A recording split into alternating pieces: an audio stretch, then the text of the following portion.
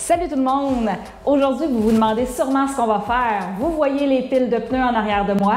Et oui, on se prépare un parcours de CrossFit. Mais non!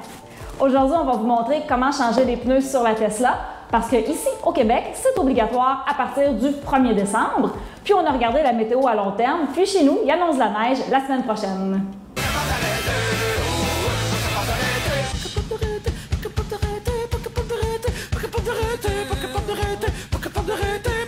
Donc, c'est maintenant la partie 2 de la préparation de la Tesla pour l'hiver. Si vous n'avez pas vu la partie 1, on vous recommande fortement d'aller voir la vidéo juste ici. Puis, ça va vous donner plein de trucs pour préparer votre voiture efficacement pour la saison hivernale. Attends une minute, Marie-Josée. Tu penses-tu vraiment faire cette vidéo-là tout seul? Bien, à la base, c'était mon intention, mais si tu veux m'aider, t'es le bienvenu.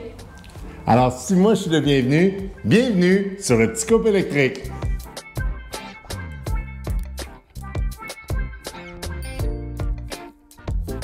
Donc maintenant, on enlève les petites noix.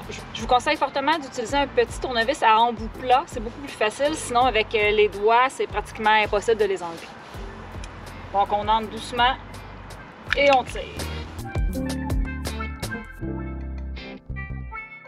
Alors, évidemment, ce qu'on va faire, on va utiliser un gun à pression pneumatique.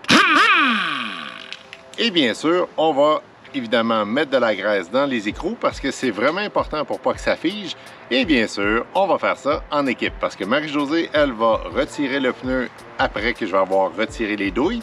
Elle va pouvoir marquer le pneu qu'il était à l'avant droit. Et comme ça, on va se rappeler l'année prochaine où est-ce qu'on était rendu. Et c'est parti! J'allais oublier de vous dire, on va utiliser de la graisse blanche dans les écrous pour faciliter finalement le dévissage et le revissage par l'année suivante. Et c'est vraiment important que cette graisse-là ne soit pas appliquée sur le disque ou sur le frein. Il faut vraiment en mettre seulement où est-ce qu'il y a les écrous. C'est vraiment important. Alors, ici vous remarquez, c'est les pneus d'hiver qu'on va mettre et c'est très important la fameuse axe de rotation. Alors, l'axe de rotation fait en sorte que le pneu va mieux agripper à la neige et à la glace. C'est vraiment important avant de faire la pose du pneu. Et c'est parti!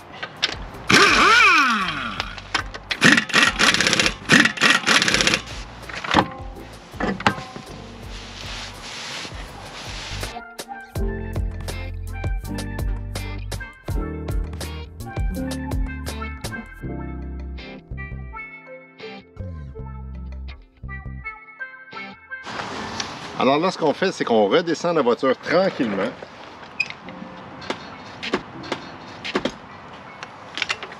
Et on vient s'assurer que tout est serré, mais pas trop. Oups. Et voilà. Ce qui est excessivement important, c'est ici la fameuse valve de pneu. Ça peut être dangereux de briser un pneu ou de crever le pneu. Alors le truc que je vous donne aujourd'hui, vous mettez votre doigt, vous rejoignez dans le fond votre goupille, vous placez, et c'est pas plus compliqué que ça. Vous êtes prêts pour l'hiver. Donc, on barre l'ancienne information de l'année passée qui était arrière droit. Donc, on le barre pour être sûr de ne pas se mélanger l'an prochain. On se trouve un autre endroit. On va aller écrire avant droit parce que c'est à cet endroit-là qu'on a enlevé le pneu. Et voilà, c'est fait. Alors, pour savoir la pression des pneus, vous aviez évidemment sur le pneu, on vous avait montré qu'il y avait 50 PSI maximum. Mais pour s'assurer, on va aller voir directement dans la porte du conducteur qu'est-ce que Tesla nous recommande. Allons-y.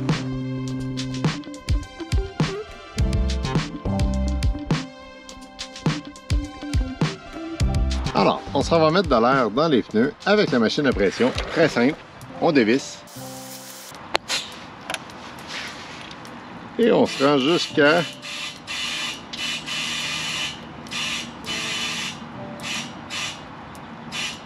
43, comme on a dit. Et voilà, on est prêt pour l'hiver. Il y a vraiment beaucoup de monde qui me demande, Francis, tu nettoies vraiment tes essuie-glaces? La réponse, c'est oui.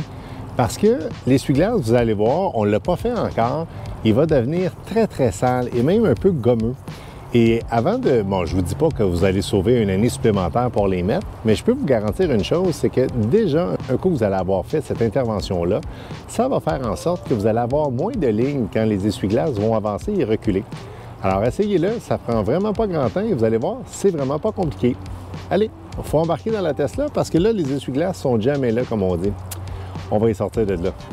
Hop. Alors, pour avoir accès aux essuie-glaces, il faut peser sur la voiture.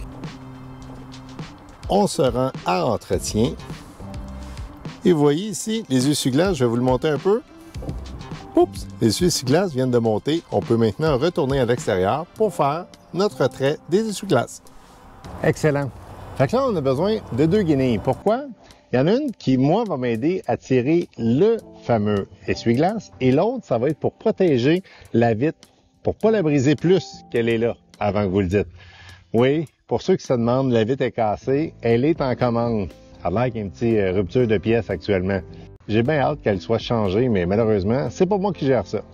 Ça doit être une question de micro-puce manquante à quelque part. Bon, alors, moi, ce que je fais, je prépare ma première microfibre parce que, mec, que j'ai mon essuie-glace dans les mains, c'est pas là que je vais vouloir pouvoir l'utiliser.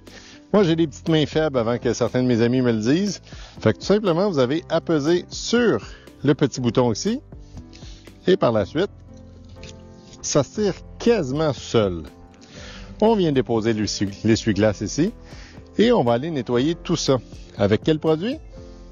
Le PL100.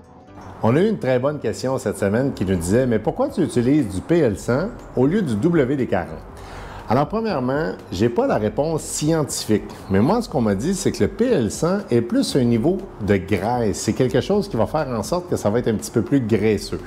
Tandis que le WD-40, ce qu'on nous a dit, et on espère qu'on nous a dit les bonnes choses, ça va être quelque chose qui va empêcher souvent la rouille, qui va aider à dégraisser, qui va enlever des particules, etc. Alors, dans un cas comme aujourd'hui, vous pourriez probablement utiliser le PL100 ou le WD-40, c'est à votre choix. Mais nous, ce qu'on utilise aujourd'hui, c'est du PL100. C'est tout simplement pour graisser la paroi caoutchouteuse de notre essuie-glace et par la suite, il faut laisser sécher avant de l'utiliser. Parce que si vous l'utilisez immédiatement après l'avoir installé, c'est sûr que vous allez avoir des lignes dans votre pare-brise. Et ça, on n'en veut pas. Puis quand je parle de lignes, je ne parle pas de la craque que j'ai dans mon pare-brise. On ne parle pas de ce genre de lignes-là, OK? On parle des lignes graisseuses. Allez, on y va.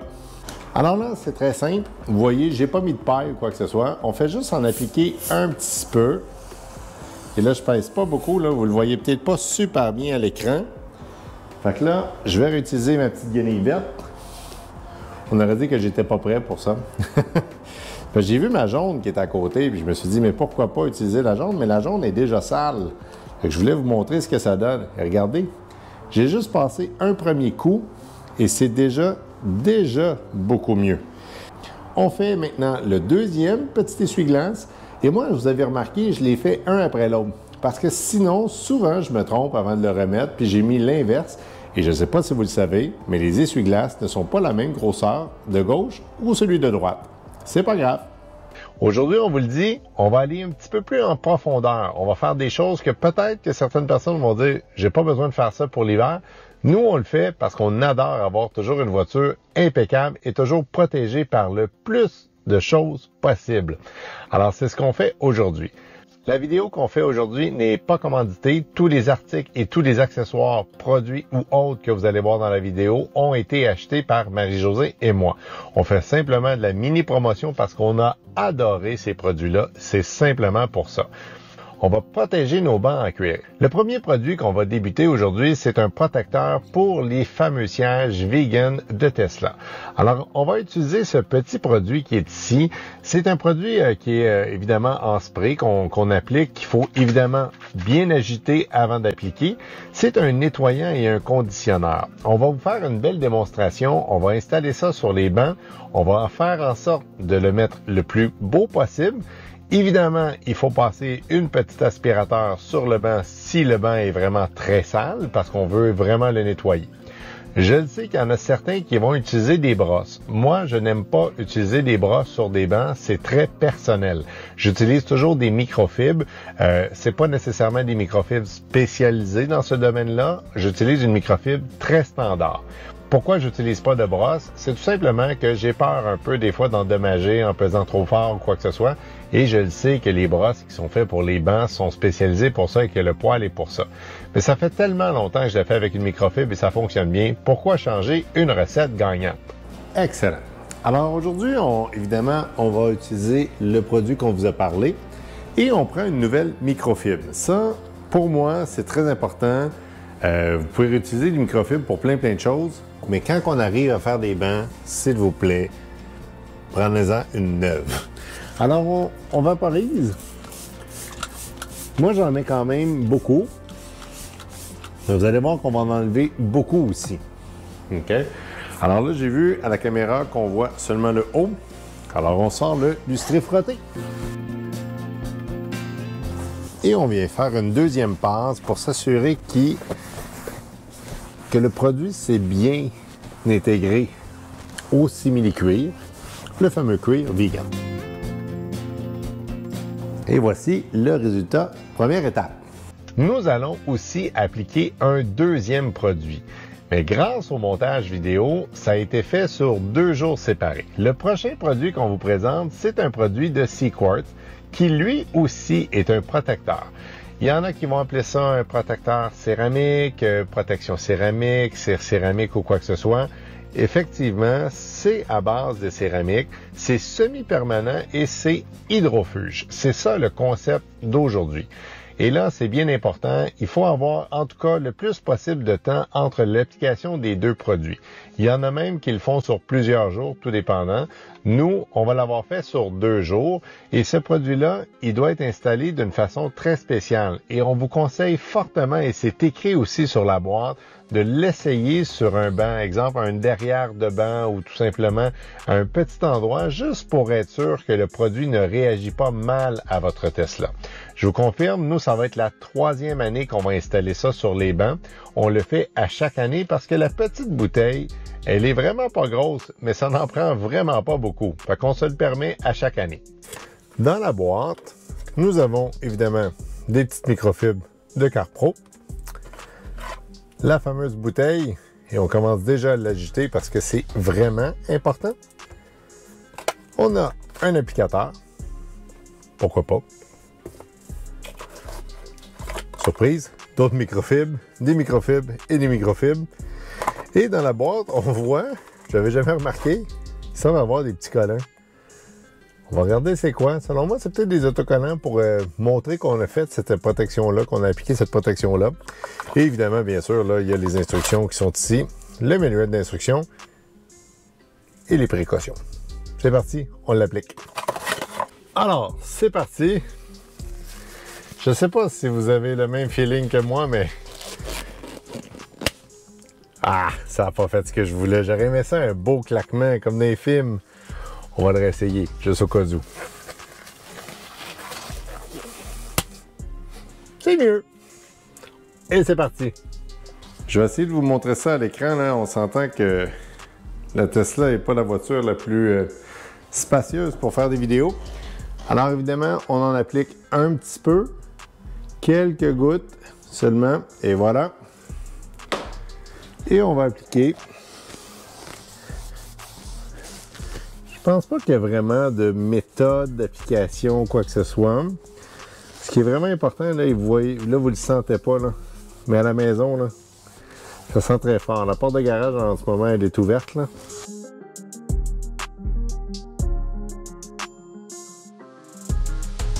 Un coup que ça l'a séché un petit peu, on parle vraiment pas longtemps, on prend une microfibre et on essuie. Et on frotte. Quand je vous dis qu'on se permet de faire cette application-là à chaque année, même si la bouteille, elle est tout petite, je ne sais pas si on va le voir à l'écran, mais c'est déjà ma 3e application et je suis à peine rendu au quart d'utiliser. Alors, et je pense même avoir fait une voiture d'un de mes amis en plus. Fait que je vous dirais que c'est vraiment un produit qui, oui, n'est pas donné. On va vous laisser les prix en bas du vidéo. C'est un produit qui est vraiment efficace, mais il faut le conserver dans un endroit qui est quand même assez chaud et en même temps pas trop chaud. Et si vous le laissez dans votre garage et qu'il n'est pas chauffé, je vous le recommande vraiment pas. Et pour se récompenser d'une belle journée, d'avoir tout fait les dernières étapes avant l'hiver, évidemment, moi je me gâte et là, vous n'êtes pas obligé de le faire, mais moi je lave complètement la voiture. Par la suite, un coup qu'elle est bien sec, je vais la rentrer à l'intérieur et je vais faire une cire complète sur la voiture pour m'assurer que tout est beau. De plus, moi, j'ajoute aussi une protection sur le pare-brise. C'est une protection qu'on appelle souvent Aquapel.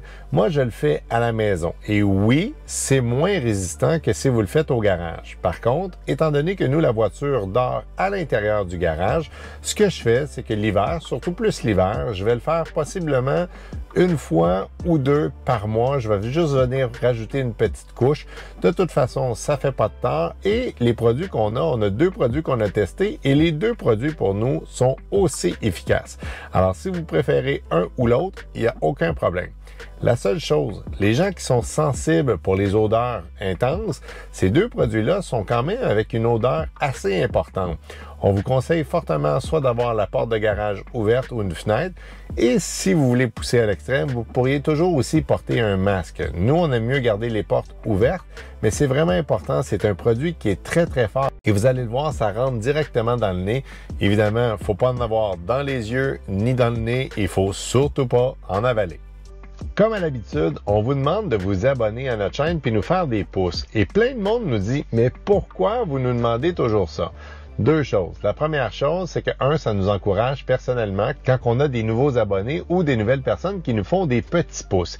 Et bien sûr, la deuxième chose, c'est pour l'algorithme de YouTube. Si vous ne le saviez pas, YouTube fonctionne tout simplement avec des ordinateurs. Alors, si les gens s'abonnent, font des pouces et font des commentaires sur les chaînes YouTube québécoises, ils vont plus apparaître aux gens. Et ce que ça fait, c'est que nous, comme YouTubeurs, ça nous donne encore plus le goût de vous fournir de nouveaux vidéos. Et profitez-en dans les commentaires de nous laisser des idées de vidéos. Parce que vous le savez, l'hiver approche et on va peut-être un petit peu moins voyager. Mais on a peut-être des petits projets parce que vous le savez peut-être pas, mais nous sommes des amateurs de ski. Alors, si vous voulez nous recevoir dans votre station de ski, vous pouvez nous communiquer à l'adresse courriel juste ici en bas. Vous pouvez aussi nous rejoindre sur nos réseaux sociaux parce qu'on a plein de bonnes idées d'aller visiter des centres de ski qui ont des bornes de recharge. Donc, on pourrait voyager, s'amuser et faire des activités l'hiver. Et ça va nous permettre de vous démontrer la fameuse perte d'autonomie que nous avons l'hiver. Parce que oui, elle existe. On est vraiment content du résultat pour une 3e fois. On dirait que ça garde les bancs encore plus propres. Est-ce que ça les conserve encore mieux? Je ne sais pas. Mentionnez-le dans les commentaires si vous pensez qu'une protection céramique pour cuir fait en sorte que les bancs sont de plus longue durée, qui vont durer encore plus longtemps. Nous, on pense que oui, mais bon, on n'est pas nécessairement des experts là-dedans. On est de retour dans le garage parce qu'on va vous montrer ce qu'on fait maintenant à partir des pneus. Évidemment, on va vous faire l'exemple d'un seul pneu. Vous comprenez évidemment qu'on va pouvoir le faire sur les 4 pneus au complet.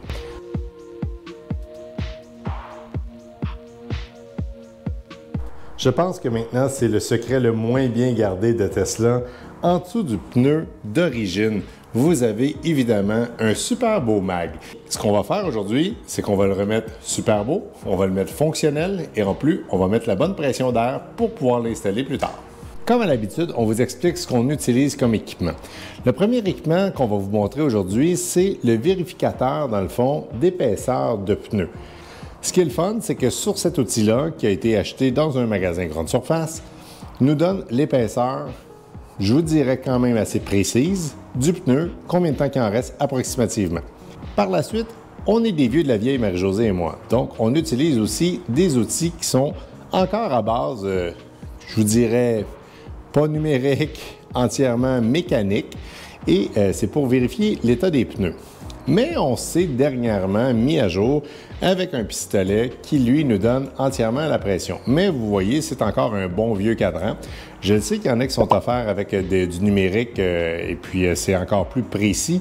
Mais pourquoi changer quelque chose qui fonctionne bien? Pour le premier outil, dans le fond, c'est très simple. On doit simplement appuyer dessus pour aller au maximum et on va le rentrer. Moi, je vous conseille 2 ou 3 cracks. Pas parce que votre pneu est à plat à un endroit et ailleurs il ne l'est pas, mais c'est simplement pour valider que votre fameuse vérification, votre mesure, elle est bonne. Alors, on va aller voir ici. Alors, Ici, on est à moins 9,32e. Je crois que c'est 9,32e qu'il faut dire. C'est quand même le 3e été avec la voiture, fait que je pense que c'est très bon. Je connais jamais les chiffres par cœur. Il me semble que sur certaines voitures, quand on louait ou quand on ramenait une voiture, il fallait avoir un minimum de 7,32e. Alors, on va valider tout ça, mais si c'est le cas, ça veut dire qu'on pourrait faire probablement encore un été complet avec ce set de pneus-là. Mais on va le vérifier à 2 autres endroits. 9,32. 9,32. Donc, je pense que notre mesure pour ce pneu ici, c'est 9,32e. Alors, deuxième outil qu'on utilise aujourd'hui, c'est notre vérificateur de pression de pneu. Alors, évidemment, vous ne serez pas surpris, on doit enlever la jauge. Et moi, je le fais toujours à 2 répétitions. Alors, on voit ici, étant donné qu'on est la vieille méthode, on est quasiment à 40, on était à 39. Fait qu'on va le refaire juste une deuxième fois pour être sûr de notre mesure. On le met au maximum, c'est vraiment important.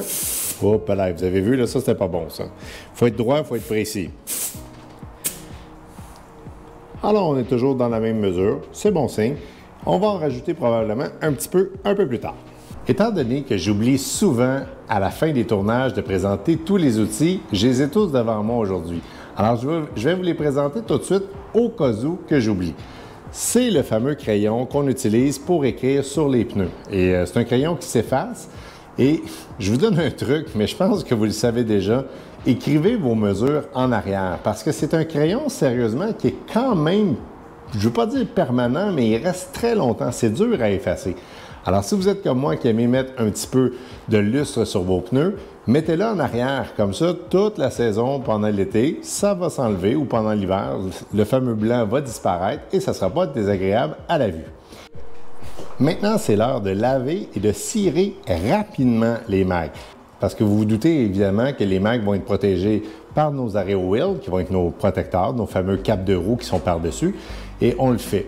On utilise le même produit que dans la section 1 du vidéo. Ça veut dire qu'on met 2 onces de haut nord, et puis tout dépendant de la grosseur de votre bouteille, vous allez pouvoir vous ajuster, mais normalement, ça va être à peu près pour 10 onces ou 20 onces, tout dépendant de ce que vous voulez. Nous, on en met un petit peu plus que la posologie demandée, mais pas grave, on travaille là-dessus. Fait qu'on s'en va nettoyer le mag au complet, on s'assure que tout est beau.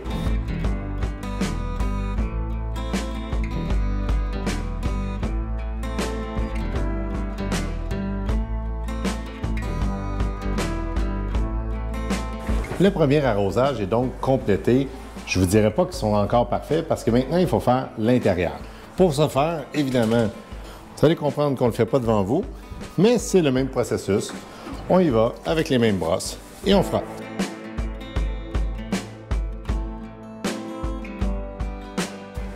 Après ça, on prend un vieux microfibre et on essuie. On va faire ça en accéléré.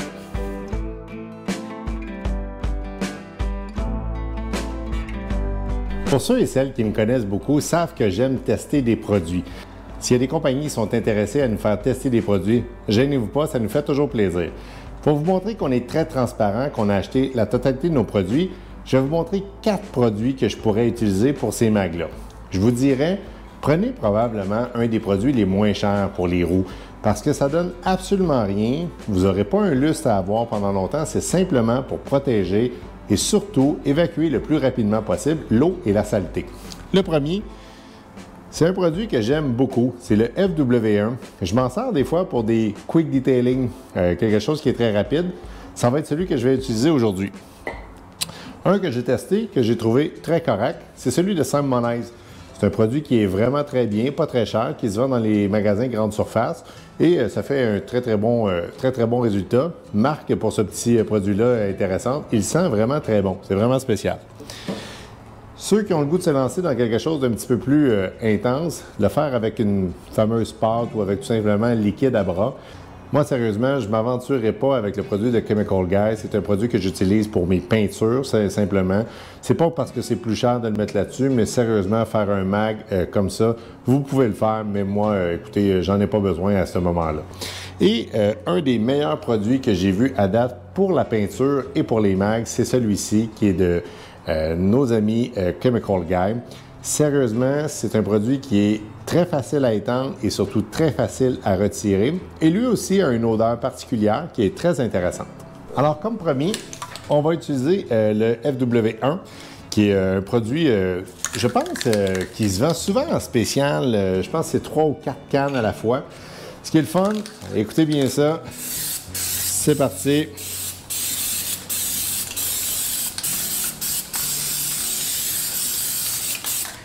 Et là, vous allez dire, mon Dieu, Francis, t'en mets beaucoup? Ben oui, on le fait juste une fois dans l'année. Fait que pourquoi pas? Fait que, on met ça en accéléré. C'est le premier essuyage. Évidemment, on va en donner un petit coup tantôt, mais on va aller faire la même chose en arrière.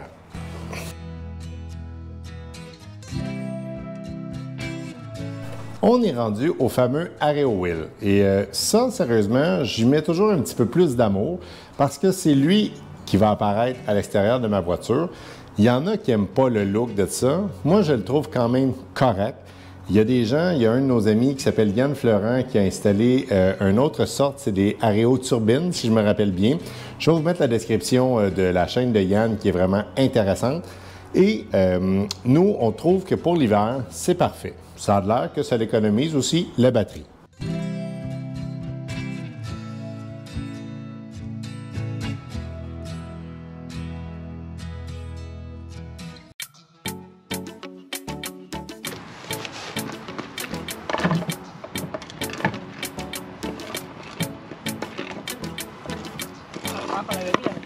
On prend ça. C'est bon. Tu peux l'expliquer. Ah, c'est ça, ça va prendre l'outil, hein? Ouais. Alors, dans les outils qu'on va utiliser, évidemment, on va utiliser une superbe, je me rappelle pas du nom. Pour une bonne impression.